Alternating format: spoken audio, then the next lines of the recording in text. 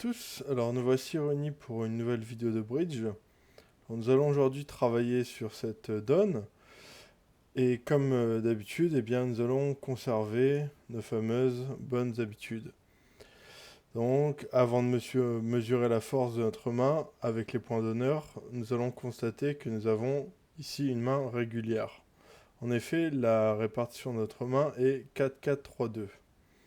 Alors effectivement, nous avons 4 trèfles, 4 carreaux, 3 piques et 2 cœurs. Alors désormais, nous pouvons compter nos points d'honneur. Pour rappel, un as vaut 4 points d'honneur, un roi en vaut 3, une dame en vaut 2 et un valet en vaut 1. J'en ai pas ici, désolé. Alors, comptons donc.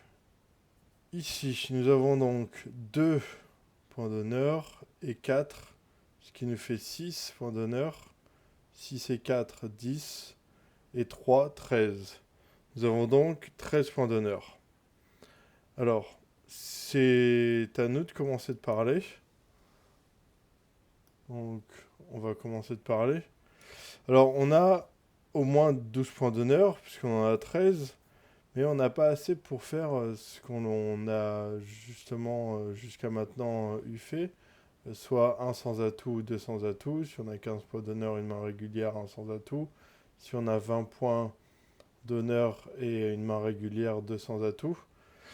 Mais on a donc 13 points d'honneur. Alors il nous faut ouvrir à tout prix, puisque c'est à partir de 12 points d'honneur. Alors ce que l'on va faire, c'est qu'on va ouvrir de notre meilleure couleur. Ici, de toute manière, ça c'est impossible. On a 2 et 3. Donc on va ouvrir notre meilleur mineur, qui est donc carreau. On va ouvrir un carreau. Un carreau. Alors, lui, donc, notre partenaire, eh bien, Nord indique qu'il a les points et les cartes pour jouer un pic. Donc s'il a les points pour jouer un pic, ça veut dire qu'on a les points pour jouer un sans atout. Je vais déclarer un sans atout. Voilà. Donc précisons que Ouest a passé, Est a passé, Ouest passe de nouveau. Et finalement, notre partenaire Nord déclare 3 sans atout. Donc je n'ai rien à faire que de passer. On va donc jouer une manche à 3 sans atout. Voilà. Donc je passe. Alors, commençons. Donc nous jouons une manche à 300 atouts. Commençons. Alors, Ouest entame du 10 de cœur et notre partenaire dévoile donc eh bien ses cartes. Il est au mort. Il dévoile ses cartes à mort. Et comme d'habitude, nous allons compter nos gagnantes sur et immédiates. Alors, on en a une à pique, on a l'as de pique. Nous en avons deux gagnantes surimmédiates à cœur, l'as et le roi. Nous avons une gagnante surimmédiate à trèfle, l'as. Et nous en avons deux à carreau, l'as et le roi. Donc nous possédons donc 6 gagnantes surimmédiates. Alors pour établir notre contrat, on doit faire 9 levées, car c'est un contrat à 300 atouts. Ce qui nous fait donc 6 gagnantes surimmédiates, il nous manque donc 9 moins 6 égale 3 levées à trouver. Alors, notre couleur à exploiter sera évidemment pique, car c'est la couleur qui peut fournir les 3 levées manquantes dont nous avons besoin. Alors ici nous jouons, donc on joue à cœur, l'as de cœur. L'as ou le roi de cœur, ça revient à la même chose, bien entendu. Puis le 4 de cœur. Maintenant, à la deuxième levée, nous allons jouer carreau. Donc, jouons carreau. Alors, petit carreau. On prend de l'as. As de carreau. Et maintenant, à la troisième levée, on va jouer pique.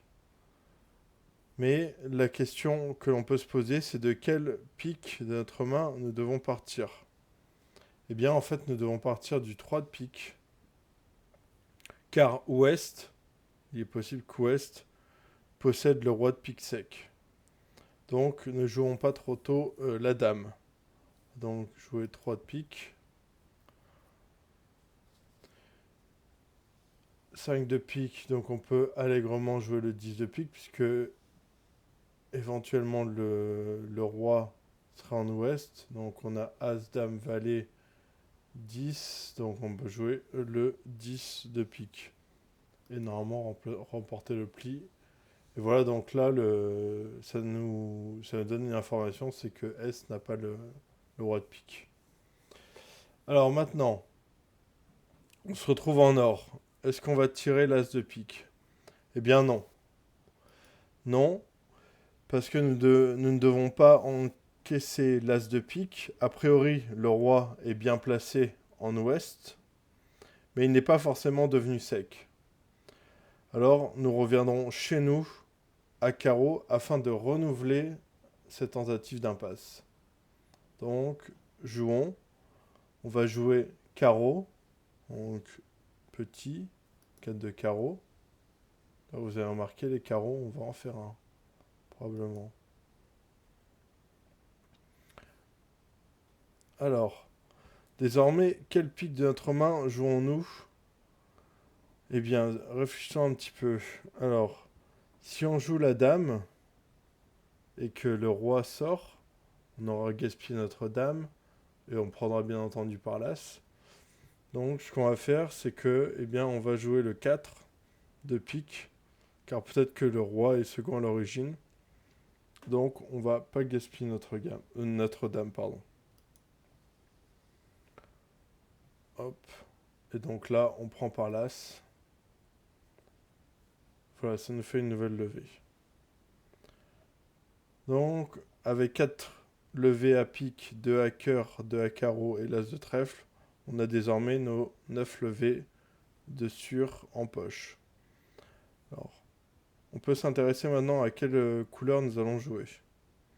Eh bien, nous allons jouer pique.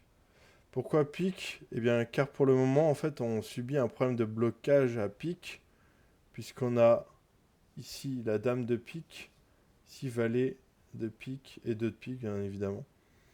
Donc on subit un problème de blocage à pique, problème qu'on va résoudre au plus vite. Donc dès maintenant, allons-y, 2 de pique et dame de pique. Voilà qui est fait. Maintenant nous allons jouer carreau pour créer bien, une 10e carreau.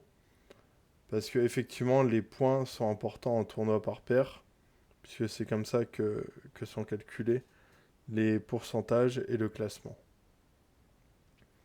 Donc on joue par exemple le 2 de carreau et le 9 de carreau. Voilà. Donc notre 8 de carreau maintenant est maître. Alors, eh bien, c'est à lui de jouer, c'est à Ouest de jouer. Il joue le 9 de cœur.